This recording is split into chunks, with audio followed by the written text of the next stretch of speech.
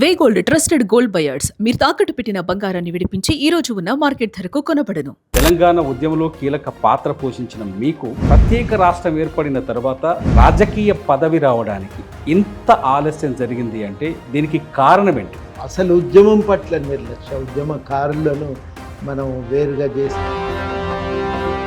వాళ్ళ ఆలోచన కల్లా ఫక్తు రాజకీయాలు చేయాలి. చాలామంది ఉద్యమకారులు అప్పుడు ఉపయోగపడ్డ తెలంగాణ సెంటిమెంటు ఆ తర్వాత వాళ్ళకి కూడా ఉపయోగపడలేదు అనుకోవచ్చా? ఉద్యమము అనేది ఇక అవసరం లేదు అనే ఒక ధోరణి బలపడిపోయింది. పదవిని ఎక్స్పెక్ట్ చేయడం వల్లే మిమ్మల్ని దూరం పెట్టారనే చర్చ ఒకటి జరిగింది. మనం ఎవరమో మామూలుగా లెక్క చూస్తేనైతే సినిమా స్టార్లం కాదు, జేబుల నోట్ల కట్టలు పెట్టుకొని తిరిగే వాళ్ళం కాదు. ఉద్యమాన్ని వ్యతిరేకించిన వాళ్ళు, ఉద్యమం చేస్తున్న పార్టీని కావచ్చు, మీలాంటి ఉద్యమకారుల్ని వాళ్ళకేమో గౌరవం దక్కింది, ఉద్యమకారులేమో పట్టించుకోవడం మానేశారని రాజకీయంగా నిలదొక్కుకోవటానికి తీసుకున్నారనుకుందాం. ఆ బలం మళ్ళీ తెలంగాణ కోసం ఉపయోగపడాలి కదా. కానీ తెలంగాణ వాళ్ళని పక్కన నెట్టేసి కేసీఆర్ ఓటమి కారణం అనుకుంటారు సార్. మొన్న ఎన్నికల్లో కేసీఆర్ ఓటమి ప్రధాన కారణం ఏంటి అంటే ప్రజలకు దూరమైందండి అన్నిటికంటే మించి. అది చెప్తే కూడా వినటానికి వాళ్ళు సిద్ధంగా లేరు. అప్పుడు కేసీఆర్ మీద ఏదన్నా మాట్లాడాలంటే చాలా భయపడేవారు. ఇప్పుడు అట్లా లేదు. మరి కుమారుణ్ణి అరెస్టు చేయకపోతే చాలామంది ప్రభుత్వాన్ని తప్పుపట్టింది. మేము రేవంత్ రెడ్డి గారి నుంచి ఇది ఆశించడం జరగట్లేదు. కవిత తన పార్టీ నిర్మాణ సమయంలో ఒక పెద్ద మాట అన్నారు కేసీఆర్. అప్పుడు మన మనిషి, ఇప్పుడు మర మనిషి అని. ఆమెను ఎంపీ చేసే, ఎమ్మెల్సీ చేసే, పార్టీలో స్థానం కల్పించే, సమాజంలో గుర్తింపు ఇచ్చే, ఇవన్నీ తండ్రి వల్ల వచ్చినాయే కదా. మళ్ళీ ఆ తండ్రిని ఎట్లా తప్పుపడి మరో 2 ఏళ్లలో తెలంగాణలో ఎటువంటి రాజకీయ మార్పులు వచ్చే అవకాశం ఉందనుకుంటున్నారు? రేవంత్ రెడ్డి గారికి, వారి పార్టీకి, ప్రభుత్వానికి మళ్ళీ అధికారంలోకి రావటానికి వాతావరణం అనుకూలంగా ఉంది. ఎందుకంటే ప్రతిపక్షం బలహీనంగా ఉంది. ఏదో ఒక రూపంలో బీజేపీతో దగ్గరైతారండి. ఇంటర్నల్ ఫ్రెండ్షిప్ ఉందని అనుకుంటున్నారా మీరు? ఇప్పటికైతే చూస్తుంటే బీఆర్ఎస్ విషయంలో బీజేపీ వారు కొంత చాలాసార్లు అంటే కాంగ్రెస్ ప్రభుత్వం ఏర్పడ్డ రోజే చాలామంది ఎక్స్పెక్ట్ చేసింది, ప్రజలు అనుకున్నది కూడా ఒకటి ఉంది, ఏంటంటే మిమ్మల్ని రేవంత్ రెడ్డి క్యాబినెట్లోకి తీసుకుంటారు అని. ఇప్పుడు క్యాబినెట్ విస్తరణ మీద చర్చ జరుగుతుంది, క్యాబినెట్ విస్తరణ జరగబోతుందనే చర్చ కూడా ఉంది. ఈ విస్తరణలో మీకు బెడుతుందని అనుకుంటున్నారా? మీరు ఎలా ఆలోచిస్తారు? తప్పకుండా.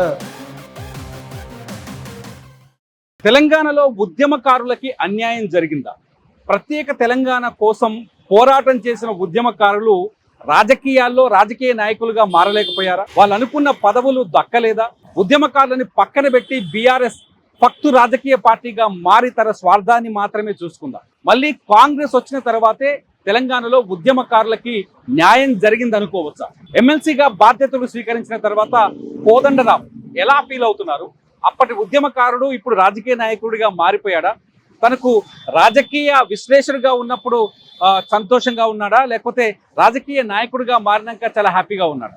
అసలు దేశం గురించి, రాబోయే 2028 ఎన్నికల గురించి కోదండరాం ఎటువంటి విశ్లేషణ చేస్తున్నారు? ఒక సీరియస్ ఇంటర్వ్యూ మీ ముందుకు తీసుకురావాలనుకున్నాను. అందుకని ఇవాళ ఎమ్మెల్సీగా బాధ్యతలు స్వీకరించిన తర్వాత కోదండరాంతో ఫస్ట్ ఇంటర్వ్యూ మీకు అందించబోతున్నాను. ముఖ్యంగా కేసీఆర్ గురించి కొన్ని సూటి ప్రశ్నలు అడిగాను. అట్లాగే కవిత పార్టీ గురించి కూడా కొన్ని సూటి ప్రశ్నలు తయారు చేశాను. నా ప్రశ్నలకి కోదండరాం ఎలాంటి సమాధానాలు చెప్తారో చూద్దాం రండి.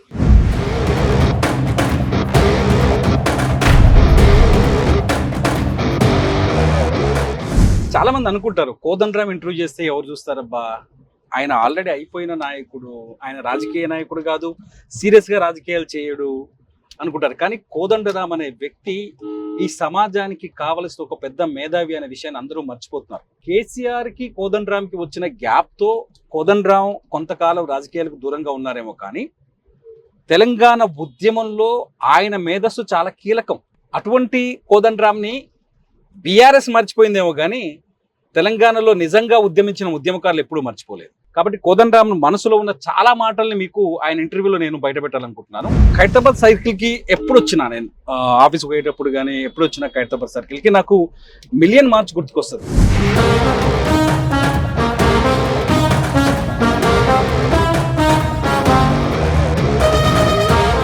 ఆ రోజు జరిగిన ఉద్యమం అసలు మొత్తం తెలంగాణ ఆకాంక్ష, ప్రత్యేక రాష్ట్ర ఆకాంక్ష ఏ స్థాయిలో ఉందనేది ఆ రోజు మిలియన్ మార్చ్ మొత్తం ప్రపంచానికి తెలియజెప్పింది. మిలియన్ మార్చ్ని అంత సక్సెస్ఫుల్గా నిర్వహించింది ఎవరు అంటే ఖచ్చితంగా కోదండరామే. ఇప్పుడు ఆయన ఇంటర్వ్యూకి వెళ్తున్నప్పుడు మిలియన్ మార్చ్ని ఖచ్చితంగా గుర్తు చేసుకోవాల్సిన అవసరం ఉంది. ఎందుకంటే తెలంగాణ ప్రత్యేక రాష్ట్ర ఏర్పాటులో ఉద్యమకారుల పాత్రనే చాలా కీలకమైనది రాజకీయ పార్టీల కంటే.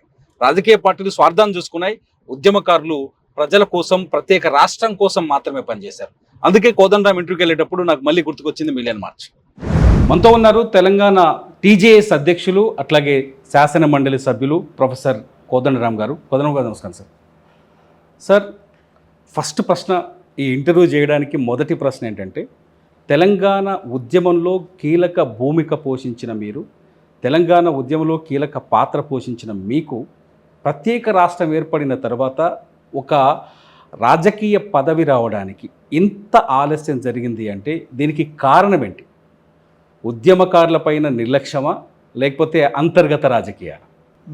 మీరు అన్నట్టుగా అసలు ఉద్యమం పట్ల నిర్లక్ష్యం, ఉద్యమకారులను మనం వేరుగా చేసి చూడటం వేలు కాదు, కానీ ఆ ఉద్యమము పట్లనే ఒక నిర్లక్ష్య వైఖరిని మాత్రమే కాదు, ఇక ఇది వద్దు, ఈ ధోరణి మనకు వద్దు, ఈ ఉద్యమానికి సంబంధించిన సోయి కానీ, ఆ ఉద్యమానికి సంబంధించిన జ్ఞాపకాలు కానీ ఇంకా మనకి ఏమాత్రం అక్కర్లేదు అనే ఒక అభిప్రాయం బలంగా అప్పటికి ఏర్పడింది. ఆ అభిప్రాయం ఎప్పుడైతే ఏర్పడిందో ఇంకా మిగతావన్నీ అనవసరమైపోతాయి కదా. ఎందుకంటే వాళ్ళ ఆలోచన కల్లా ఫక్తు రాజకీయాలు చేయాలనుకున్నారు. ఫక్తు రాజకీయాలు చేయాలి అనుకుంటే దానికి మాకు చాలా రోజులు అర్థం కాలేదు. ఫక్తు రాజకీయం అంటే ఏముంటుంది, ఉద్యమ రాజకీయం అంటే ఏముంటుంది, ఏం తేడా ఉంటుంది? రాజకీయం అంటే ఎవరమైనా సమిష్టి ప్రయోజనాల కోసం కొట్లాడితే అది రాజకీయం అవుతుంది. దీంట్లో ఉద్యమం కోసం కొట్లాడితే అందరం కలిసి అందరి తెలంగాణ రాష్ట్ర సాధన కోసం కొట్లాడతాం. తెలంగాణ వచ్చిన తర్వాత అందరం కలిసి ఏం చేయాలి? తెలంగాణ అభివృద్ధి కోసం పనిచేయాలి. అవును, ఇంతకాలం కొట్లాడిన వాళ్ళం అందరం కలిసి ఇప్పుడు తెలంగాణ రాష్ట్రాన్ని అభివృద్ధి చేసుకుందామని అనుకుంటే అప్పుడు అందరం కూడా పాత్రధారులం అయ్యేటోళ్ళం. అలాంటి వాళ్ళం కూడా రాజకీయాల్లోకి రమ్మంటే రాలేం, కానీ మీరు తెలంగాణ అభివృద్ధి కోసం ఏ పని చెప్పినా చేస్తాం. ప్రణాళికలు రాయమన్నా, ప్రణాళికల అమలును పర్యవేక్షించి రమ్మన్నా, పర్యవేక్షించి దాంట్లో లోపతాపాలను సరిచేయటానికి ఏదన్నా సూచనలు ఇవ్వమన్నా, ఏ పని చెప్పినా మేము చేస్తాం. దానికి మాకు ప్రత్యేకమైన దానికి రెమ్యునరేషన్ కూడా మేము ఆశించట్లేదు. తెలంగాణ అభివృద్ధి కోసం ఒక బాధ్యతగా ఈ పని చేస్తామని కూడా చెప్పినాం కానీ అట్లాంటి పనులు వాళ్ళు ఇవ్వటానికి కూడా సిద్ధపడలేదు. ఎందుకంటే ఇంకా మెల్లమెల్లగా వీళ్ళందరినీ పక్కన పెట్టి ఇక మనం మన అవసరాల కోసం ఈ తెలంగాణను నడిపించాలి అనే ధోరణిలోకి వెళ్ళిపోయిన తర్వాత ఆటోమేటిక్గా గ్యాప్ వచ్చింది. తెలంగాణ కోసం అందరం కలిసి కొట్లాడదాం, అందరికీ ఓ పాత్ర ఉంటుంది అనుకున్న రోజు అందరినీ పిలిచిండ్రు.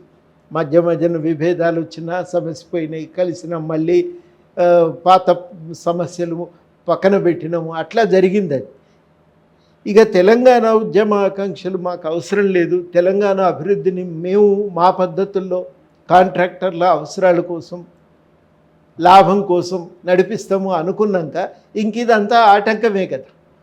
ఇవన్నీ ఆటంకం కాబట్టి ఇంకేం అవసరం, వీళ్ళంతా ఏమవసరం అనే ధోరణి వచ్చిన తర్వాత ఇక పక్కన పడిపోయినాం మేము. అంటే మిగతా ఉద్యమకారులు కూడా, చాలామంది ఉద్యమకారులు అప్పుడు ఉపయోగపడ్డ తెలంగాణ సెంటిమెంటు ఆ తర్వాత వాళ్ళకి కూడా ఉపయోగపడలేదు అనుకోవచ్చా? అంతే కదా. అది ఆ ఉద్యమము అనేది ఇక అవసరం లేదు అనే ఒక ధోరణి బలపడిపోయింది. ఇంక ఇది అవసరం లేదు, ఏం కావాలి మనకు అంటే మన అవసరాల కోసం రాజకీయ నడిపించాలి. ఉమ్మడి అవసరాలు పోయినాయి, తెలంగాణ అవసరాలు పోయినాయి, మన అవసరాల కోసం వ్యవహారాలు నడిపించాలి అనుకున్నప్పుడు మన అవసరాల కోసం ఏం చేయవలసి వస్తే గదే చేద్దాం. ఇక అప్పుడు ఈ మొత్తము ఈ సమూహం అంతా అందులో నడిచిన అప్పటి ఉద్యమకారులంతా ఇంకా అవసరం లేదు. ఇప్పుడు ఎమ్మెల్సీగా మీరు బాధ్యతలు స్వీకరించారు. కాంగ్రెస్ పార్టీ వచ్చిన తర్వాత మీరు కాంగ్రెస్ పార్టీతో కలిసి నడిచారు ఎన్నికల్లో, బాధ్యతలు స్వీకరించారు. మీరు అప్పుడు ఎక్స్పెక్ట్ చేశారా సార్? అంటే అప్పుడు రాజకీయ పదవిని ఎక్స్పెక్ట్ చేయడం వల్లే మిమ్మల్ని దూరం పెట్టారనే చర్చ ఒకటి జరిగింది. కోదండరామ్కి ఏమి ఇస్తారు అని ఒక చర్చ జరిగింది. మీరు ఎక్స్పెక్ట్ చేయడం వల్ల ఏమైనా జరిగిందా, లేదు మీరు మామూలుగానే ఉన్నారు, ఉద్యమకారుడుగానే ఉన్నారా? అప్పుడు ఆశించలేదండి, ఆశ లేదు అప్పుడు మాకు. ఎంతసేపటికి ఒకే ఒక ధోరణి ఏంటంటే, ఉన్న మానసిక స్థితి చెప్తున్నా మీకు. ఆ రోజు ఏమనుకున్నామంటే, మనం ఇంకా తెలంగాణ కోసం మనం అందరం కలిసి కొట్లాడినాం, తెలంగాణ వచ్చింది, ఇంకా ఈ రాష్ట్రం బాగుపడాలి, రాష్ట్రం బాగుపడటానికి ఏమేం చేయాల్సిన అవసరం ఉంటుందో ఆ పనులు చేద్దామని. అప్పుడు తెలంగాణ పారిశ్రామిక అభివృద్ధికి ఏం జరగాలి, తెలంగాణలో విద్యాభివృద్ధికి ఏం జరగాలి, తెలంగాణ యూనివర్సిటీలు బాగుపడాలంటే ఏం చేయాలి, తెలంగాణలో అణగారిన వర్గాల సంక్షేమం కోసం ఏం చేద్దాం, ఇది మేము ప్రధానంగా దృష్టి పెట్టి ఆలోచించవలసిన విషయాలు.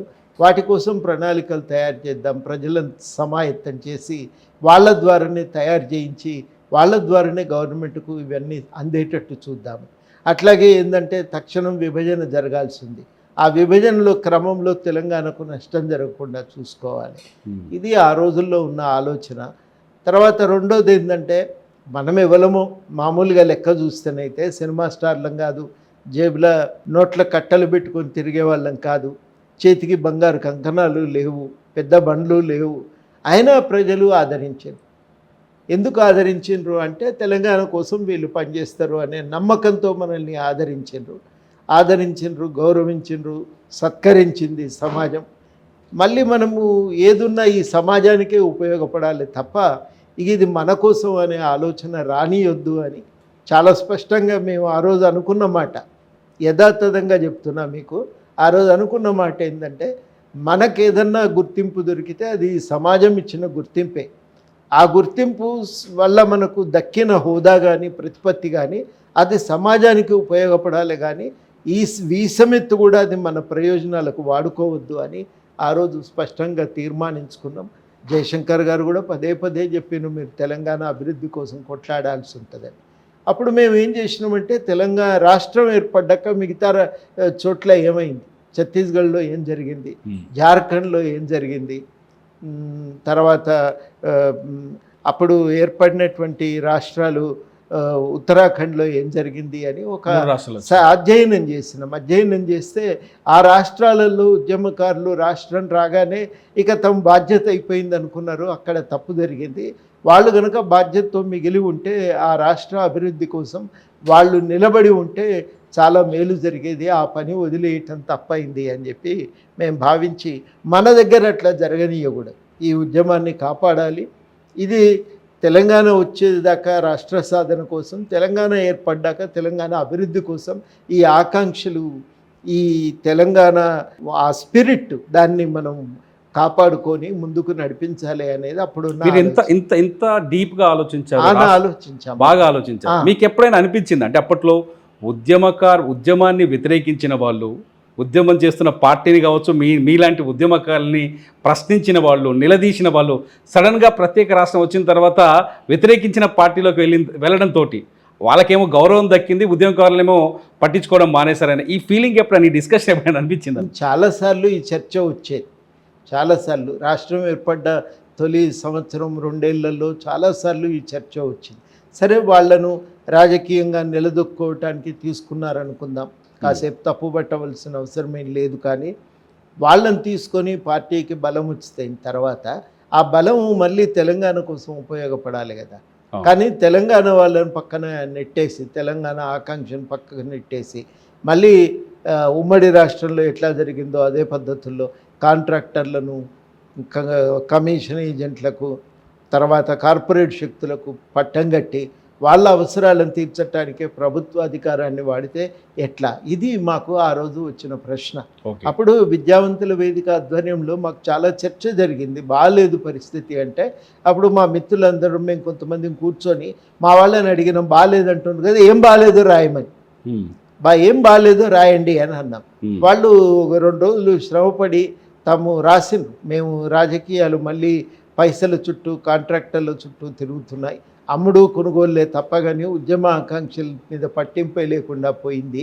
ఇది తప్పుగా దారి.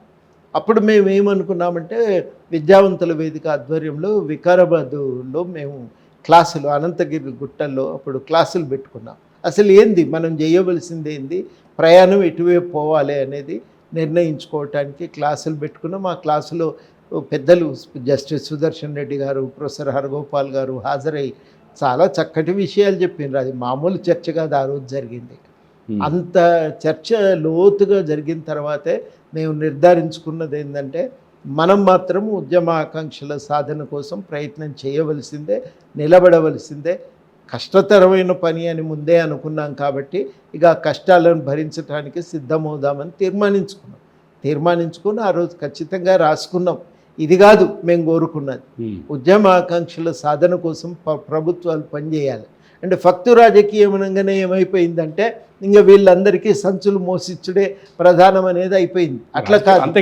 అట్లా కాదు. రాజకీయం అనేది ఈ ఉద్యమ ఆకాంక్షల సాధన కోసం కదా ఉపయోగపడాలి. నువ్వు బలం కోసం నలుగురిని తెచ్చుకున్నావు, దాన్ని మేము తప్పుపట్టాం. కానీ అసలు పని వదిలిపెట్టి ఈ వాళ్ళ ద్వారా మళ్ళీ కాంట్రాక్టర్లకు సొమ్ము మలిపే పని, సమిష్టి వనరులను వాళ్ళకు పంచిపెట్టే పని చేస్తే అది ఎట్లా కుదురుతుందని చెప్పి మేము దాన్ని సీరియస్గా ప్రశ్నించటం మొదలుపెట్టినాం. దానివల్ల చాలా ఇబ్బందులు పడ్డాం, చాలా అరెస్ట్ అయినాం, వేధింపులకు గురైనాం. సార్ అంటే అప్పుడు మళ్ళీ తెచ్చింది ఇచ్చింది అనే కొట్లాట్లోకి వద్దాం. ఇచ్చింది కొట్లాట్లు. తెచ్చింది మేమే అనే పార్టీ ఎన్నికల్లో ఓటమి పాలవడానికి ప్రధాన కారణం తెలంగాణ సెంటిమెంట్ను వదిలేసుకోవడం వల్ల జరిగింది అనుకుంటున్నారా? లేదంటే తెలంగాణ మీలాంటి మేధావుల్ని, మీలాంటి వ్యక్తుల సలహాలు తీసుకోకుండా ఉద్యమం నిర్మించడానికి ఆయన చేసిన అనుకున్న ఆకాంక్షల్ని పట్టించుకోకపోవడం వల్ల జరిగిందని? అంటే టీఆర్ఎస్ ఉద్యమం వెంట నడవటం వల్ల ఏమైందంటే కింది దాకా పరిచయం అయింది. ఓకే. ఇప్పుడు ఎన్నికలు రాగానే ప్రజల్లో ఉద్యమకారుల్లో ఏమొచ్చిందంటే అరే నిన్న మొన్నటి దాకా మనం కొట్టినోనికి ఓటెట్లేస్తాం, మన వెంట ఉండే ఉద్యమంలో సహకరించిన వాళ్ళకి కదా మనం ఓటేయాలి అని నిర్ణయించుకొని చెప్పినా చెప్పకపోయినా అందరూ కూడా ఉద్యమకారులకే ఓటేయాలని తీర్మానించుకున్నారు. కానీ కాంగ్రెస్ పార్టీ ఏంటంటే ఇంతగా రాష్ట్రం ఇయ్యదలుచుకున్నప్పుడు ఎందుకు ఇయ్యదలుచుకున్నారు, ఏంటి వాళ్ళ ఆలోచన, వచ్చిన తర్వాత ఏం చేయదలుచుకున్నారు అనేది చెప్పాలి. అది చాలా స్పష్టంగా చెప్పలేకపోవటం అనేది ఒక సమస్య అయితే. రెండోది ఆ టికెట్ల పంపిణీ దగ్గర జాగ్రత్తలు తీసుకొని వెనువెంటనే చేయకపోవటం, ప్రచారాన్ని సమిష్టిగా సంఘటితంగా నిర్వహించలేకపోవటం, ఇవన్నీ సమస్యలు. తెలంగాణ రాకముందు పార్టీల నాయకులందరూ ఉమ్మడి రాష్ట్రానికి చెందిన వాళ్ళే, వ్యూహరచన వాళ్ళే చేసేది, ఏదన్నా పార్టీకి కావలసిన వనరుల సమీకరణ వాళ్ళే చూసుకునేది, వాళ్ళే పార్టీని గెలిపించడానికి ముందుబడే అందరినీ నడిపించేది. మరి కొత్త రాష్ట్రం వచ్చిన తర్వాత నాయకులు ఎవరు అనే దగ్గర నిర్ణయించుకొని ఒక నడిపించటానికి ఒక వ్యక్తికి బాధ్యతలు అప్పచెప్పి వారి వెనక అందరూ నడవటం, ఇది సమయం పట్టింది. కాంగ్రెస్ నిర్ణయించుకోలేకపోయింది. ఆ నిర్ణయించుకోలేకపోవటం చేత అప్పుడు ఇక కొంత గందరగోళమే జరిగింది. ఆ గందరగోళం కారణంగా కేసీఆర్ గారు నాతో అన్నారు కూడా, నేను 40 అయితే ఎటు తిరిగి నేను గెలుస్తా. ఓకే. కానీ కాంగ్రెస్ తన పని తాను సరిగ్గా చేసుకోలేకపోతే వాళ్ళు చెయ్యరు, నాకు ఆ నమ్మకం ఉంది, అదృష్టం మన్నిస్తే నేను 64 గెలుస్తా అని అన్నాడు. అనేది అనుకున్నట్టుగానే దాదాపు 64 గెలిచాం. 1-2 అటు ఇటు మొత్తానికి 64 గెలిచాం. అట్లా వీళ్ళు చేజేతుల దాన్ని వదులుకున్నారు. అంటే ఎన్నికలను నడిపే పద్ధతి అనేది ఇందిరాగాంధీ వరకు ఒక రకంగా నడిచింది. ఎన్టీ రామారావు నుంచి ఎన్నికల కోసం ఒక పార్టీని నడిపించే పద్ధతులు మారుతూ వచ్చినాయి. ఆ విషయాన్ని కాంగ్రెస్ పార్టీ అర్థం చేసుకొని ఆ పార్టీని నడిపించటానికి పూనుకోవటం అనేది చాలా కీలకం. అందులో ఒక ఉద్యమము ద్వారా ఏర్పడిన ఒక రాష్ట్రం, ఆ ఉద్యమంతో సంబంధం లేనటువంటి ఒక పార్టీ గెలవటం చాలా ఇబ్బందులు ఉంటాయి. అది వాస్తవానికి ఆ రోజు మనకు కనబడింది. అయినప్పటికీ పార్టీ కనుక అప్పటికి 2 సార్లు అధికారంలో ఉంది, 2 టర్ములు, ప్రజల్లో కొంత సహజంగానే అసంతృప్తి. ఈ అసంతృప్తిని వాళ్ళు వ్యక్తీకరించడానికి అప్పటి వరకు ఉన్న టీడీపీ బలహీనపడిపోయింది. కానీ దాన్ని క్యాష్ చేసుకోవటానికి ఇక్కడ టీఆర్ఎస్ అప్పుడు సిద్ధంగా ఉన్నది. అది వాళ్ళు దాన్ని అర్థం చేసుకొని దానికి తగ్గట్టుగా వ్యూహం వేసుకొని తాము తెలంగాణలో చొచ్చుకొని పోవటానికి ప్రయత్నం చేయవలసింది, అది సరిగ్గా చేయలేకపోయింది. కేసీఆర్ ఓటమి కారణం అనుకుంటారు సార్. మొన్న ఎన్నికల్లో కేసీఆర్ ఓటమి ప్రధాన కారణం ఏంటి అంటే వాళ్ళకి అంటే తెలంగాణ పట్ల వాళ్ళకి భక్తి తగ్గింది అనుకోవచ్చా, లేకపోతే మీరు అన్నట్టు ఇంతకుముందు కాంట్రాక్టర్ల పట్ల భక్తి పెరిగింది అనుకోవచ్చా? కారణాలు ఏమనుకుంటున్నారు? మీరు మొన్న ఒక సభలో మాట్లాడుతున్నారు కేసీఆర్ ఓటమి కారణాల గురించి మాట్లాడారు. ప్రజలకు దూరం అయినరండి, అన్నిటికంటే మించి ప్రజలకు దూరం అయిపోయినరు. కేసీఆర్ గారు కూడా ప్రజలకు దూరం అయిండు. అంతకుముందు కేసీఆర్ గారికి అనేక శక్తుల ద్వారా సమాజంతో ఒక లైవ్ సంబంధం ఉండేది. ఓకే, ఆ వేర్లు గ్రామంలో ప్రజలకు దాకా విస్తరించి ఉండేవి. కానీ అట్లా లేదు, ఆ సంబంధాలు తెగిపోయినాయి. నేను ఇంతసేపు అన్నట్టు ఇంకా ఫక్తు రాజకీయ పార్టీ అన్నాక వాళ్ళను చుట్టూ ఆవహించిన చుట్టుముట్టిన శక్తులేమో ఈ కాంట్రాక్టర్లు, వాళ్ళు ప్రధానంగా కార్పొరేట్ శక్తులు, ఈ డీలర్లు, బ్రోకర్లు, వీళ్ళు చుట్టుముట్టింది. వాళ్ళ ద్వారా సమాజాన్ని అర్థం చేసుకోవటం అనేది సాధ్యం కాదు. రెండు, అది చెప్తే కూడా వినటానికి వాళ్ళు సిద్ధంగా లేరు. ఓకే, కేవలము స్కీములు ఉన్నాయి కాబట్టి ప్రజలు ఓట్లు వేస్తారనుకున్నారు. అది చాలా పొరపాటు. ఒక పార్టీకి కేవలము స్కీములు ఉన్నాయి, సంక్షేమ పథకాలు అమలు చేసినాం కాబట్టి ఓట్లు వేస్తారనుకుంటే చాలా పొరపాటు.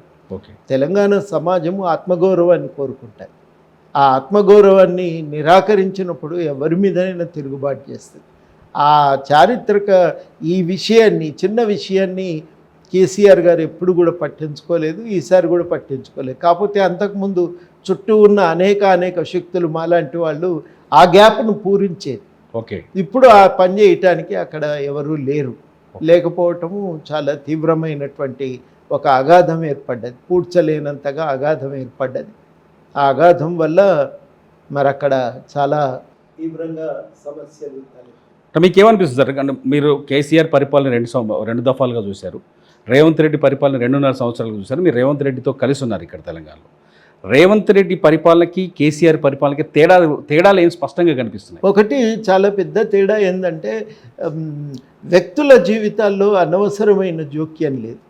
ఓకే, ఇప్పుడు ఫోన్ ట్యాపింగ్ అనుకోండి, రకరకాల పద్ధతుల్లో అనవసరమైన జోక్యం, అది వ్యక్తులను ఎవరికైనా తమ పద్ధతుల్లో తమకు తోచిన విధంగా తాను బతకాలనుకుంటాడు.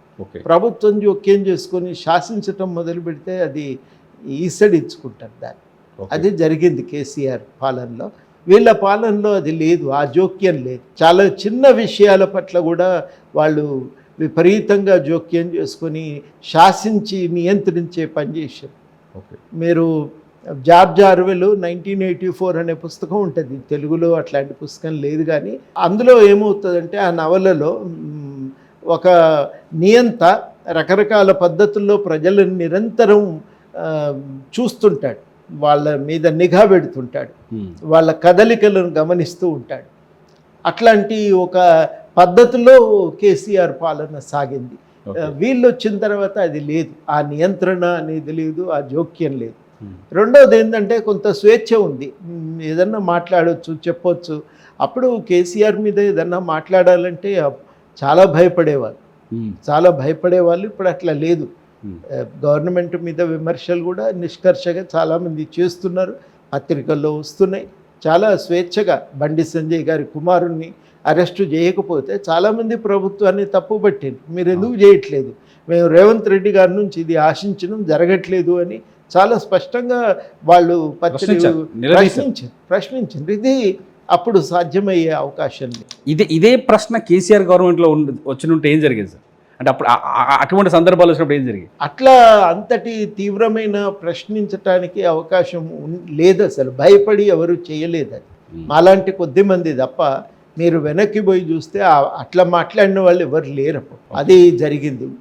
ఎవరైనా చేస్తే వాళ్ళని రకరకాలుగా వేధించారు. మూడోది చాలా ముఖ్యమైన విషయం ఏంటంటే ప్రభుత్వంతో మాట్లాడటానికి రకరకాల మార్గాల్లో మనకు దారులు ఉన్నాయి. అది చాలా కీలకం. చేరుకోవటానికి మార్గం కనబడాలి. ఆ మార్గం ఇప్పుడు ఉంది, ఇదివరకు లేదు ఆ మార్గం. ఆ మార్గం లేకపోవటం అనేది చాలా ప్రజాస్వామ్యంలో ఏ ప్రభుత్వానికైనా చాలా ఇబ్బంది కలిగిస్తుంది. ఇప్పుడు అట్లా కాదు, ఎవరితో అయినా మనం పోయి చెప్పొచ్చు. మా ఎమ్మెల్యేకి చెప్తే కూడా మినిస్టర్ దాకా తీసుకుపోతాడు, సీఎంకు కూడా చెప్తాడు. మొత్తానికి గవర్నమెంట్కు మనం చేరవేయగలమనే ఒక ధైర్యము పౌరుల్లో ఏర్పడ్డది. నా దృష్టిలో ఒక మాటలో చెప్పాలంటే కొంత ప్రజాస్వామిక వాతావరణం ఉన్నది. ఈ వాతావరణం అనేది చాలా చాలా కీలకమైనటువంటి మార్పు. ఇది నా దృష్టిలో ఇది కొనసాగాలి. దీన్ని ప్రభుత్వం గౌరవించి ఈ యొక్క అవకాశాలను, ఈ ప్రజాస్వామిక వేదికలను, అవకాశాలను ప్రభుత్వం కాపాడాలి, పెంపొందించాలి, ఇంకా విస్తృతపరచాలి. ఇది నా దృష్టిలో ఈ ప్రభుత్వానికి ఉన్న ఒక బలం. ఇప్పుడు మీరు చూస్తే నక్సలైట్లను తోని వ్యవహరించిన తీరులో కూడా ఛత్తీస్గఢ్లోనేమో దొరికితే మేము చంపుతామని, మన దగ్గర ఏంటంటే వాళ్ళు వదిలేస్తేనే నన్ను మళ్ళీ చంపటం ఎందుకు, పట్టుకొచ్చి సరెండర్ అవ్వటానికి అవకాశం ఇవ్వమని ధోరణితో పోయినరు. మనుషుల్ని చంపటం ఎందుకు అనే ధోరణి చాలా మంచి పరిణామం కదా ఇది. నా దృష్టిలో ఇప్పుడు మొన్న ప్రధానమంత్రి గారు వస్తే కూడా వీళ్ళు కొంత మెతక వైఖరి అవలంబిస్తున్నారు, మాకు దొరికితే చంపి పారేద్దామని అన్నాడు. ఇక్కడ లేదండి, ఒక మానవతా వైఖరిని అవలంబించారు కదా. ఇది నా దృష్టిలో కీలకమైనటువంటి మార్పు. ఇంకా ఒక మార్పు ఎక్కడ రావాలంటే, ఏ విధంగానైతే ఆర్థిక వనరులను విధ్వంసం చేసిండో కేసీఆర్, దాన్ని గమనించి మనం ఆర్థిక రంగంలో కూడా ఆ దారి నుంచి పక్కకు జరిగి ప్రజలందరికీ మేలు చేయగల ఒక అభివృద్ధి పంథాను ఎంచుకోవాల్సిన అవసరం ఉంది. అక్కడ ఇంకా చాలా కృషి మిగిలే ఉందని చెప్పి నేను గట్టిగా నమ్ముతాను. మీరు ఏమనుకుంటున్నారు సార్, రేవంత్ రెడ్డి ఇంకొకసారి అంటే వచ్చే 2028-29 ఎన్నికల్లో కూడా మళ్ళీ రేవంత్ రెడ్డికి తెలంగాణ ప్రజలు ఛాయిస్ ఇస్తారనుకుంటున్నారా? ఇప్పటి వరకు చూసిన పరిపాలన చూస్తే అవకాశం ఉంది, ఇప్పటికైతే బలంగా అవకాశం ఉంది. దాన్ని సద్వినియోగం చేసుకోవాలి, అది నేను అనేది. ఇప్పుడు నేను చెప్పిన విధంగా ఒక ప్రజాస్వామిక వాతావరణం ఉంది, దాన్ని కాపాడాలి, విస్తృతపరచాలి. రెండోది చాలా ముఖ్యమైనది ఏంటంటే, ఈ అభివృద్ధికి సంబంధించి ప్రజల జీవనోపాధి అవకాశాలను పెంపొందించగల, మామూలు భాషలో చెప్పాలంటే ప్రజలకు బతుకుదెరువు అవకాశాలను చూపగల అభివృద్ధిని మనం గవర్నమెంట్ తీసుకురావాలి. అది వాళ్ళకు మౌలిక వసతులు, చదువు, వైద్యం ఇవి అందించగలగాలి. ఇవి నా దృష్టిలో కొంత కృషి జరుగుతున్నది, ఇంకా చాలా కృషి జరగవలసిన అవసరం ఉంది ఈ రంగాలలో. దాని మీద ప్రభుత్వం చాలా దృష్టి పెట్టాలి. మిగతా అన్నీ జరగాలి, అవన్నీ ఎవరం కాదని అంటలేము. కానీ ప్రధానంగా ఏంటంటే, నువ్వు ఏం చేసినా ఒక ప్రమాణం, అది కరెక్టా కాదా అని కొలుచుకోవటానికి ఒకే ఒక ప్రమాణం ఏంటంటే, ప్రజలకు ఎంత మేరకు ఇది బతుకుదేరు అవకాశాలను పెంచుతుంది. పెంచేదైతే తక్షణం చేయి, మిగిలిన వాటిని కొంచెం వాయిదా వేసుకో. ఇది నా దృష్టిలో చాలా కీలకమైన గీటురాయిగా తీసుకోవాలని చెప్పి నేను భావిస్తాను. సార్, మీరు ఉద్యమంలో ఉన్నప్పుడు మీరు కవితతో పనిచేశారు, కేటీఆర్తో పనిచేశారు, హరీష్ రావు, వీళ్ళందరితో కలిసి మీరు ఉద్యమంలో ఉన్నారు. వాళ్ళందరి గురించి చాలా దగ్గరగా చూశారు. ఎందుకు కవిత కేసీఆర్ కుటుంబాన్ని వదిలేసి బయటికి రావాల్సి వచ్చింది అనుకుంటున్నారు? కవిత పెట్టిన పార్టీకి తెలంగాణలో వాక్యూమ్ ఉందా, అవకాశం ఉందా, భవిష్యత్తు ఉందని మీరు ఆలోచిస్తారు? అంటే ఒక పార్టీ ఒక కుటుంబంగా నడవటమే కరెక్ట్ కాదు కదా. ప్రజాస్వామ్య దేశంలో అనేక మంది ప్రజలు కలిస్తే పార్టీ అవుతుంది కదా. అనేక మంది ప్రజల వేదికగా ఉండాలి, ఉమ్మడి వేదికగా ఉండాలి పార్టీ అనేది. ఒక కుటుంబ వేదికగా మారకూడదు. మారింది, మన దగ్గర చాలా పార్టీలు అట్లే ఉన్నాయి, మేము ఉంటే తప్పేంది అనవచ్చు. మన భారతదేశ సామాజిక పరిస్థితులే అట్లున్నాయని కూడా అనొచ్చు. కానీ ఒక తెలంగాణ ఉద్యమం నుంచి పుట్టిన పార్టీ అట్లా ఉండకూడదని చెప్పి నేను బలంగా కోరుకుంటున్నా. ఆ కుటుంబ వ్యవహారంగా నడవటం వల్ల ఏమైందంటే, అది అంతిమంగా పార్టీలో ఉన్నటువంటి విభేదాలు కుటుంబ సభ్యుల మధ్య విభేదాలుగానే ప్రతిఫలించింది. ఆరోపణలే బయటపడ్డాయి. ఆరోపణలోనే బయటపడ్డాయి. అంతిమంగా ఏమవుతుందంటే, అది కుటుంబం జగడ, వాళ్ళ పంచాయతీలాగా అయిపోయింది. అది ఆ కుటుంబం పంచాయతీలాగా బయటకు వచ్చినప్పుడు సహజంగానే అట్లాంటి పార్టీకి పరిమితులు ఉంటాయి. సమాజం కోసమా పంచాయతీ, మీకోసమా పంచాయతీ అని. మీకోసం పంచాయతీ, సమాజానికి ఏం సంబంధం? అది మామూలు భాషలో చెప్పాలంటే, నాకు మీకు పంచాయతీ ఉంటే సమాజానికి ఏం అవసరం దాంతో? వాళ్ళని ఏదన్నా ప్రభావం చూపే విషయం అయితే వాళ్ళు పట్టించుకుంటారు, లేకపోతే ఎందుకు పట్టించుకుంటారు? ఇప్పుడు జరుగుతున్నది కూడా అదే. వాళ్ళకేం అవసరం ఈ పంచాయతీతో? అది ఇలా సమాజంలో దానివల్ల ఏమవుతుందంటే, ఆ పార్టీ ఎక్కువగా స్థానాన్ని ఇంకా సంపాదించుకునే స్థితిలో లేదు. దాన్ని దాటాలి. ఆ స్థితిని దాటి సమాజ అవసరాలను కోసం పనిచేయగలిగే స్థితికి చేరుకోగలిగితే అప్పుడు ఆ పార్టీకి ఒక భవిష్యత్తు ఉంటుంది. సార్, కవిత తన పార్టీ నిర్మాణ సమయంలో ఒక పెద్ద మాట అన్నారు కేసీఆర్ని. మీరు కేసీఆర్ దగ్గరగా చూశారు కాబట్టి, అప్పుడు మన మనిషి ఇప్పుడు మర మనిషి అని ఈ కామన్ మీరు ఎలా చూస్తారు సార్? అన్నదాన్ని ఏం తప్పుబట్టట్లేదు. వాస్తవానికి ఉద్యమ కాలంలో మంచో చెడో ఏదన్నా ఉంటే ప్రజలు చెప్తే, గట్టిగా చెప్తే విమర్శ వస్తుంది అన్నప్పుడు ఆయన కొంత సరి చేసుకునే తత్వం ఉండేది. కానీ మెల్లమెల్లగా అందరికీ దూరం అయిపోయి అలవైకుంఠపురం మన ఆమూల సౌదాగ్రంబు దాపల అన్నట్టుగా ఆ మనిషి ఎవరికి అందని స్థితిలో చేరుకున్నాడు. ఒంటి స్తంభం మేడ మీద రాజుగారు ఉండిరి అని కథలు విన్నాం, కానీ నిజంగా ఆ స్థితిలో చేరిపోయిన తర్వాత ఆయన ఈ సమాజ అవసరాల మీద, సమాజ స్థితిగతుల మీద స్పందించే శక్తిని కోల్పోయింది. నా దృష్టిలో అది చాలా పెద్ద లోపము. ఆ క్రమంలో కవిత గారు అన్న మాటలు వాస్తవం, ఆమె చెప్పిన చాలా విషయాలు వాస్తవమే, అది దాన్ని కాదని అనలేము. కేసీఆర్ ఒక సమస్య ఏమొస్తుందంటే, ఎంత చెడ్డ తండ్రి కదా ఎట్లా మాట్లాడుతుంది, అది అదే అనిపిస్తుంది. సమాజం అంతా కూడా ఏమనుకుంటుందంటే, కవిత ఆమెను ఎంపీ చేసే, ఎమ్మెల్సీ చేసే, పార్టీలో స్థానం కల్పించే, సమాజంలో గుర్తింపు ఇచ్చే, ఇవన్నీ తండ్రి వల్ల వచ్చినాయే కదా. మళ్ళీ ఆ తండ్రిని ఎట్లా తప్పుపడుతుంది అనే మాటకి అంతిమంగా కుటుంబ పంచాయతీగానే అది చూస్తున్నప్పుడు, కుటుంబ పంచాయతీగానే అది బయటపడ్డప్పుడు జనం ఆ రకంగానే చూస్తారు కదా. అంటే కవితకు అవకాశం ఉందనుకోవచ్చు సార్. ఈ పొద్దున ఇంత కాంపిటీషన్లో, ఇంత జరుగుతున్న పరిస్థితుల్లో కవితకి ఛాన్స్ ఉందా? ఎక్కడైనా తెలంగాణలో అధికారంలోకి వచ్చే ఛాన్స్ ఉందా? నాకు ఒకటి సంతోషం అనిపించింది ఏంటంటే, ఒక మహిళ ధైర్యం చేసి ముందుకు వచ్చింది. అది మాత్రం నాకు చాలా సంతోషాన్ని కలిగించిన విషయం. చాలా మంచిగా అనిపిస్తుంది కూడా, ఒక ధైర్యం చేసి వచ్చింది. కానీ ఎన్ని పరిమితుల నడుమ నడపటం అయితే అది సాధ్యం కాని విషయం. దాన్ని దాటి తనను వదిలిపెట్టి, కుటుంబాన్ని వదిలిపెట్టి సమాజం గురించి ఆలోచిస్తే అప్పుడు ఏమన్నా దానికి ఆమె పార్టీకి ఓ భవిష్యత్తు ఉంటుంది, లేకపోతే కష్టం. సార్, ఇంకొక క్వశ్చన్. కేసీఆర్ గారు అసెంబ్లీ రాకపోవడాన్ని మీరు ఎలా చూస్తున్నారు? ఒక రాజకీయ విశ్లేషకుడు మీరు ఎలా చూస్తున్నారు? తప్పండి. ఒక బాధ్యతగా వ్యవహరించాలి కదా నాయకుడు. నాకు ఇష్టమైతే వస్తా, నా వ్యూహానికి అవసరం ఉంటేనే వస్తా, అట్లా కుదరదు. ఆయన్ని ఎన్నుకున్నది ఆ నియోజకవర్గ ప్రజల సమస్యలకు ప్రతినిధిగా ఉండమని, రాష్ట్ర ప్రజల సమస్యలను గురించి నిరంతరము ఉన్న వేదికల ద్వారా వ్యక్తీకరించే ప్రయత్నం చేయాలని కదా ప్రజలు ఎన్నుకున్నది. ఆ వేదికలను తృణీకరించటం, పట్టించుకోకపోవటం అది కరెక్ట్ కాదు కదా, తప్పదు, చాలా పెద్ద తప్పు. రాజ్యాంగం సృష్టించిన వ్యవస్థల ద్వారానే సమాజాన్ని బాగు చేస్తాం. ఆ వ్యవస్థలను గౌరవించి, ఆ వ్యవస్థలు కాపాడి, అవి ప్రజాస్వామిక పద్ధతుల్లో పనిచేసేటట్టు చూడాల్సిన బాధ్యత ఆయన మీద ఉంది. ఆ బాధ్యతను నిర్వర్తించకపోవటం చాలా పెద్ద తప్పు అవుతుంది. తన నైతిక బాధ్యతను, చట్టపరంగా తనకున్నటువంటి పనిని తాను వదిలిపెడుతున్నాడు. ప్రస్తుతం ఉన్న రాజకీయ పరిణామాలను మీరు నిశ్చయంగా గమనిస్తున్నారు, చూస్తున్నారు.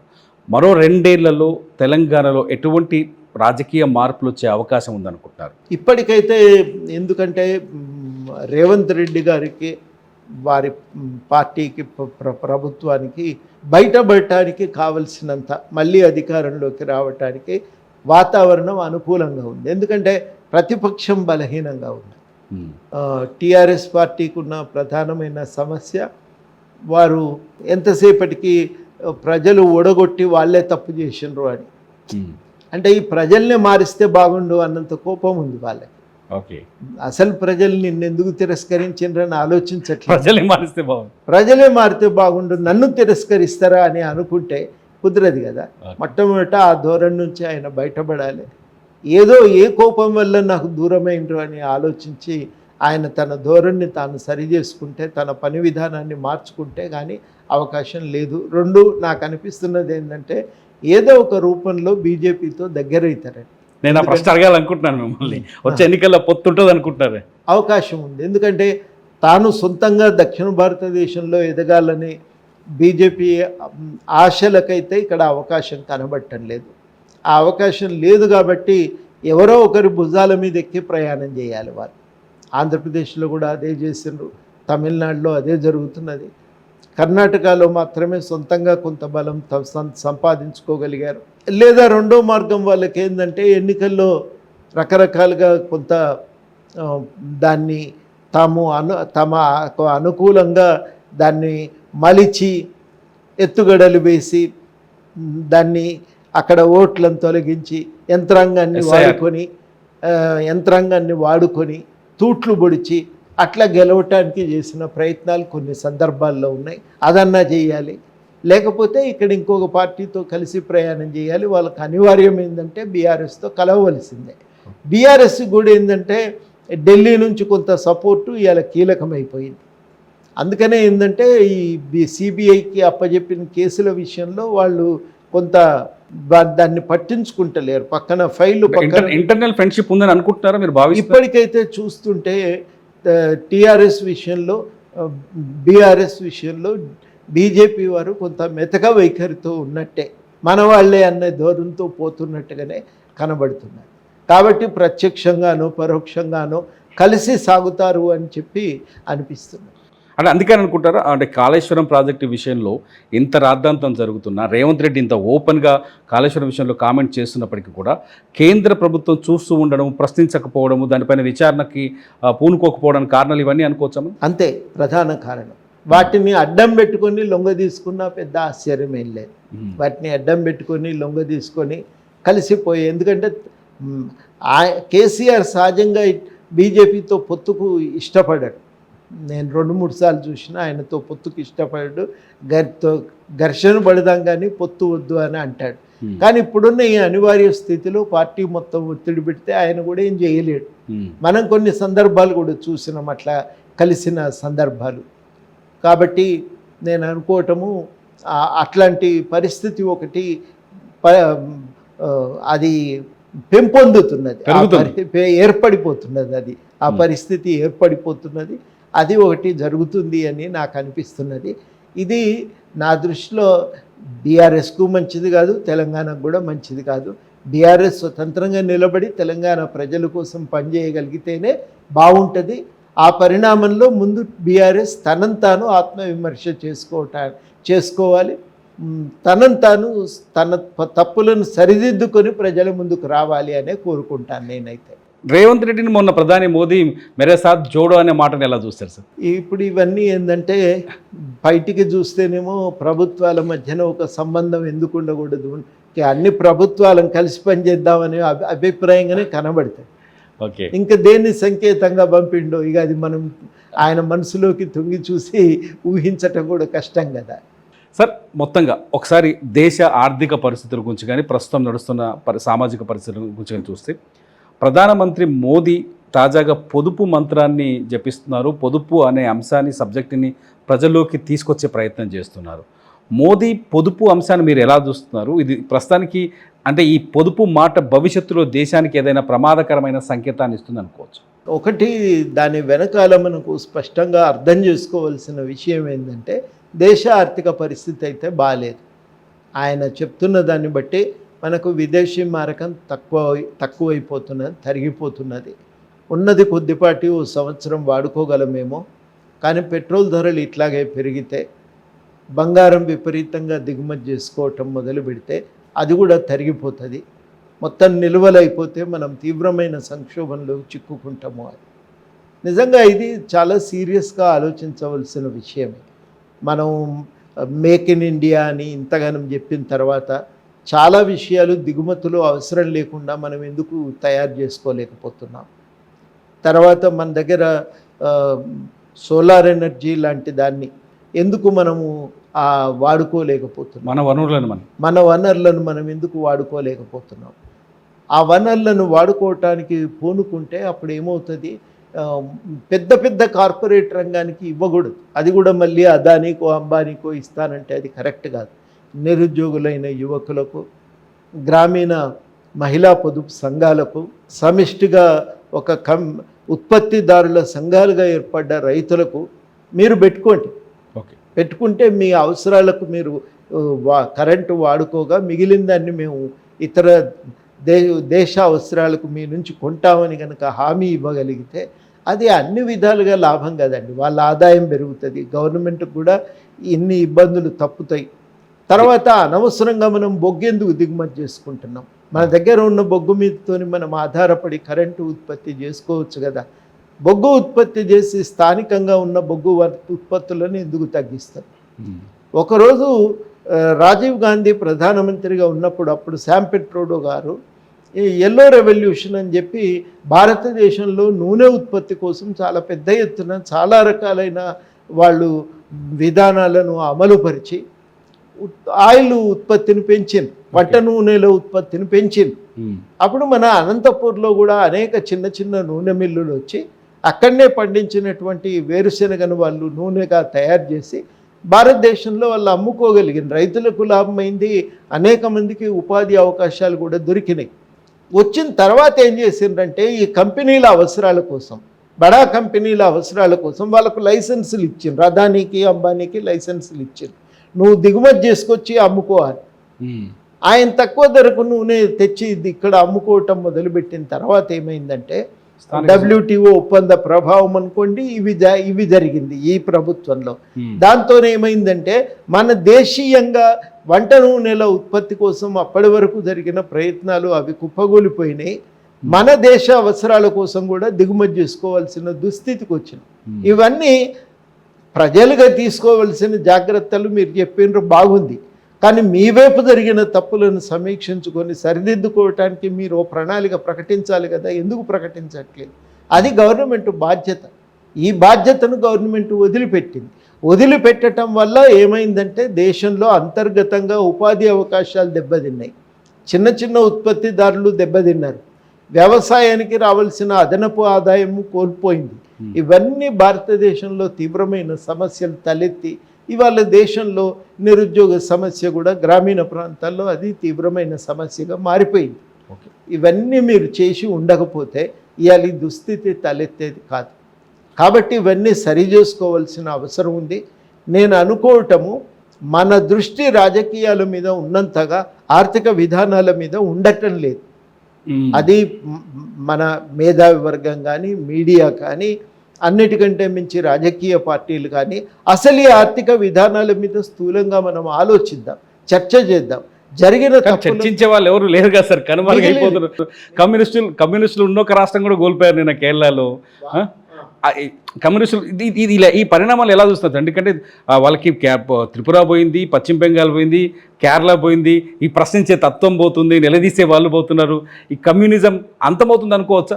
అందుకనే ఏంటంటే కేవలం ఏదో బీజేపీ గెలిచింది అని మాత్రమే కాకుండా చాలా వరకు ప్రతిపక్షాలు ఈ మౌలిక విషయాల మీద చర్చ చేయకపోవటం, దృష్టి పెట్టకపోవటం, అది ఒక ప్రధానమైన సమస్యలు అని చెప్పి నేను భావిస్తూ ఉన్నా. ప్రజల బతుకుదెరు అవకాశాలు పెరుగుతున్నాయా తగ్గుతున్నాయా అనే విషయం మన చర్చల్లో ప్రధానాంశంగా ఉండాలి. దాని మీద దృష్టి పెట్టాలని చెప్పి నేను భావిస్తున్నా. ఇది మొదటి ఒక భాగం అయితే, రెండవది దాన్ని అల్లుకొని ఆ ఉత్పత్తిని నిలబెట్టడానికి ఎటువంటి సాంస్కృతిక విధానం కావాలి అనేది ఆలోచించి ఆ సాంస్కృతిక విధానాన్ని మనం పెంపొందించుకోవటం, వీటి మీద దృష్టి పెట్టగలిగితే తట్టుకొని నిలబడటం పెద్ద కష్టమైన విషయమేం కాదు. ప్రజల మధ్యన మనం రోజువారీగా చేయవలసిన పని చేయటం లేదు. దాని మీద మళ్ళీ దృష్టి పెట్టాలి. ఏ సమస్యలు ప్రజల్ని పీడిస్తున్నాయో ఆ సమస్యల పరిష్కారం కోసం ప్రజల మధ్యన నిలబడి పని చేయటం మొదలు పెడితేనే రాజకీయాల్లో మార్పులు వస్తాయి. ఆ పని చేయకపోతే నిలదొక్కుకోవటం కష్టమవుతుంది అని నేను భావిస్తూ ఉన్నా. అప్పుడు ఈ బీజేపీ ప్రచారోద్యమంలో నిలదొక్కుకోవటం కూడా కష్టమవుతుంది. ఇకపోతే సార్ తమిళనాడుకి వెళ్దాం ఒకసారి. తమిళనాడులో ఒక సినిమా నటుడు ఊహించని విధంగా అన్ని పార్టీలను దాటేసి దశాబ్దాలుగా ఉన్న ద్రవిడ పార్టీలను పక్కన పడేసి ముఖ్యమంత్రి అయిపోయాడు. ఆ సిచ్యువేషన్ చూస్తే మీకు ఏమనిపించింది సార్? భవిష్యత్తులో అన్ని చోట్ల అన్ని రాష్ట్రాల్లో ఇటువంటి రెవల్యూషన్ ఉంటుంది అనుకుంటున్నారా మీరు? అవకాశం కనబడుతుంది మనకు, ఒక అవకాశం. అయినా విజయ్ కూడా ఒక రోజులో ఒక సంవత్సరంలో జరిగిన పరిణామం ఏం కాదు. ఆయన కూడా రకరకాల స్వచ్ఛంద సంస్థలను ఏర్పాటు చేసి వాటి ద్వారా ఒక 10-15 సంవత్సరాల నుంచి ప్రజల మధ్యలో పనిచేస్తున్నాడు. ఆ పని చేయటం వల్లనే ఆయనకు కింద ఉన్న వాతావరణంలో ఒక పట్టు దొరికింది, ప్రజలలో ఒక పట్టు పైన ఒక పట్టు దొరికింది, ఆయన నిలదొక్కోగలిగిండు. రాజకీయ పార్టీ పెట్టినప్పుడు అది విజయవంతం కూడా అయింది.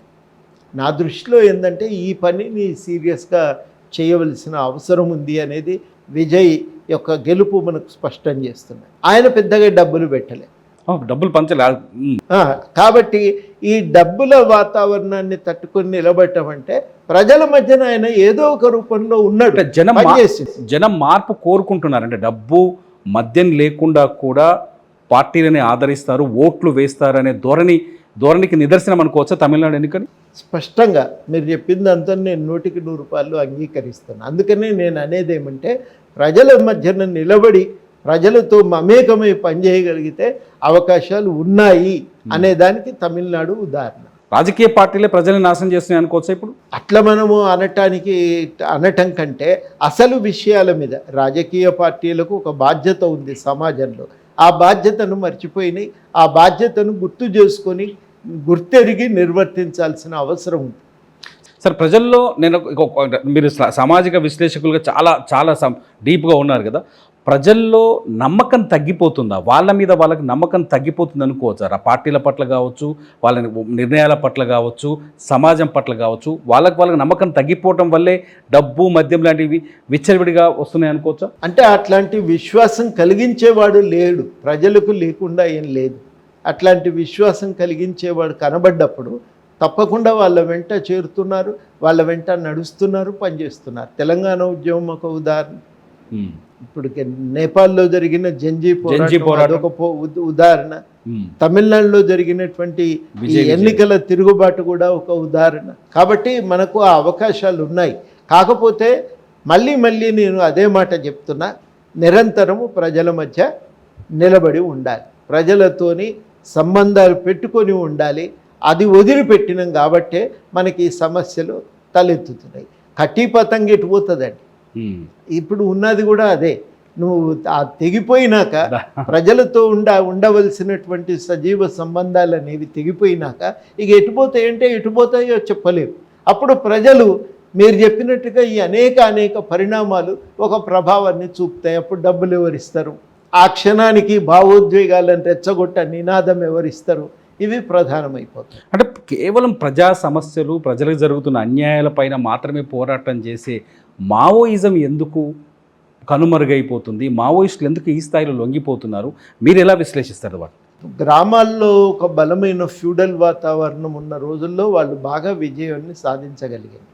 ఆ ఫ్యూడల్ వాతావరణం వీళ్ళ పోరాటాల వల్ల మారిన తర్వాత ఉత్పన్నమైన పరిస్థితుల్లో ఏం చేయాలనేది ఆలోచించుకొని ఉండవలసింది.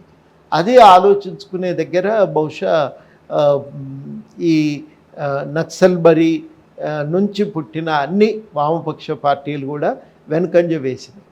అది నా దృష్టిలో ఒక మిగతా అన్ని సమస్యలతో పాటు అది కూడా ఒక ప్రధానమైనటువంటి సమస్యనే. దానివల్ల అదే ఆలోచించుకొని ఉంటే బహుశా వాళ్ళ రాజకీయ వ్యూహాలు మారేవి. ఓకే, ఒక కొత్త వ్యూహం. ఏ వ్యూహం ఉంది రెడీగా అంటే ఏదైనా మనం రెడీమేడ్గా ఒకటి చూపెట్టలేము, ఒకటి వెతుక్కోవటానికి అవకాశం కలిగి. సార్, మీకు ఫైనల్గా మీ దగ్గరకు వచ్చేసరికి చాలాసార్లు అంటే కాంగ్రెస్ ప్రభుత్వం ఏర్పడ్డ రోజే, రేవంత్ రెడ్డి ముఖ్యమంత్రిగా ప్రమాణ స్వీకారం చేసిన రోజే చాలామంది ఎక్స్పెక్ట్ చేసింది, ప్రజలు అనుకున్నది కూడా ఒకటి ఉంది, ఏంటంటే మిమ్మల్ని రేవంత్ రెడ్డి క్యాబినెట్లోకి తీసుకుంటారు అని. ఇప్పుడు క్యాబినెట్ విస్తరణ మీద చర్చ జరుగుతుంది, క్యాబినెట్ విస్తరణ జరగబోతుందనే చర్చ కూడా ఉంది. ఈ విస్తరణలో మీకు బెడుతుందని అనుకుంటున్నారా? మీరు ఎలా ఆలోచిస్తారు? నేను చాలాసార్లు చెప్పిన ఆ ఆశ కానీ ఆలోచన కానీ లేదు అని. అందుకని ఏంటంటే దాని మీద చర్చను దాని చుట్టూ తిప్పి ప్రయోజనం లేదు. నాకు ఉపయోగపడేది కాదు, బయట సమాజానికి ఉపయోగపడే విషయం కాదు. మనం ఇవాళ ఉన్న పరిస్థితుల్లో ఏం చేయాలి, ఎట్లా చేయాలనే విషయం మీద దృష్టి పెడితే బాగుంటుంది. దాని మీద దృష్టి పెట్టినాం, ఇంకా గట్టిగా పనిచేస్తాం. ఖచ్చితంగా ప్రజలకు ఉపయోగపడగలిగే రీతిలో ఈ ప్రభుత్వాలు ఇంకా పనిచేసే విధంగా మా వంతు కృషి మేము చేస్తూనే ఉంటాం. టీజేఎస్ కాంగ్రెస్ పార్టీ మళ్ళీ ఎన్నికల్లోకి వెళ్ళినా కూడా టీజేఎస్ కాంగ్రెస్ పార్టీతో ఉంటుందనుకుంటున్నారా? రాహుల్ గాంధీ ప్రధానమంత్రి చేసే బాధ్యతలు మీరు కొంతమంది తీసుకుంటున్నారా?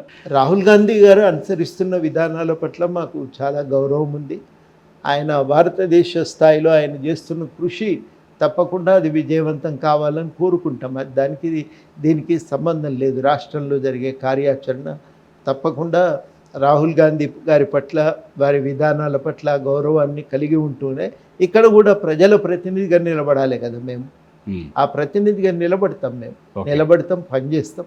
మేము చాలా ఏళ్ళు చేసినాం. నేను మా మిత్రులందరికీ కూడా చెప్పేది అదే, తెలంగాణ తేవటానికి మనమే కదా పూనుకున్నది.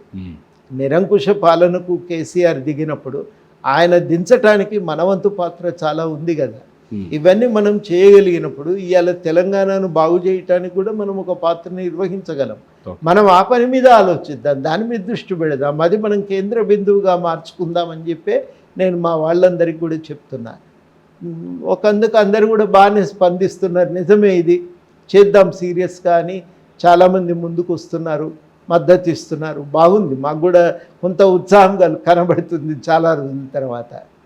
మీరు రాజకీయ విశ్లేషకులు, మీరు ప్రొఫెసర్గా హ్యాపీగా ఉన్నారా, లేదంటే రాజకీయ నాయకుడిగా మారిన తర్వాత హ్యాపీగా ఉన్నారా? ఏది మీకు బాగా అనిపించింది?